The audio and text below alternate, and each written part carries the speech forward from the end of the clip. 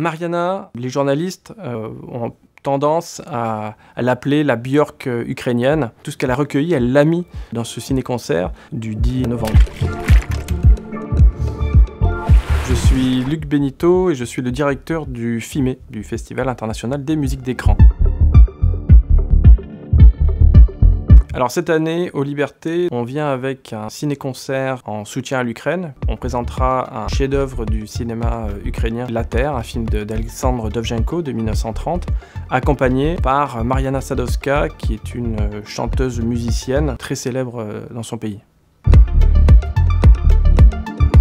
C'est un film d'actualité parce que c'est le film le plus connu du cinéma ukrainien. C'était à l'époque de l'Union soviétique et Alexandre Dovzhenko, il s'est affranchi des codes alors que le cinéma soviétique à l'époque est très dans le progrès technologique, le machinisme, etc. qui devait aider le travailleur. Lui, il prend le contre-pied en mettant une sorte de nature justement triomphante des paysages qui ont une incidence directement sur les individus et sur les protagonistes. Et en cela, c'était déjà pas un acte de résistance, mais une façon déjà de se démarquer du cinéma russe.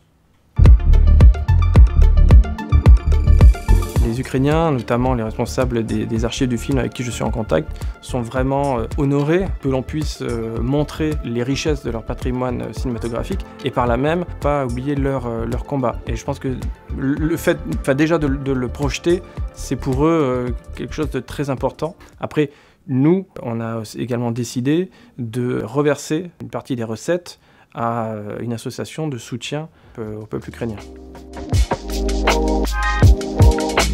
Ma bande son du moment, j'écoute beaucoup Boney M. Le Diable en France de Leon Feuchtwanger. Parlons cinéma, parlons bien. Top 3 2023, Je verrai toujours vos visages. Spider-Man Across the Spider-Verse. Et puis Le règne animal. C'est peut-être le ciné-concert dans tout ce qu'on a fait qui est le plus chargé en émotions, compte tenu du contexte en Ukraine, compte tenu même du contexte actuel. Je pense que c'est quand même encore plus important que ce ciné-concert puisse rappeler à quel point la guerre est toujours possible à nos frontières.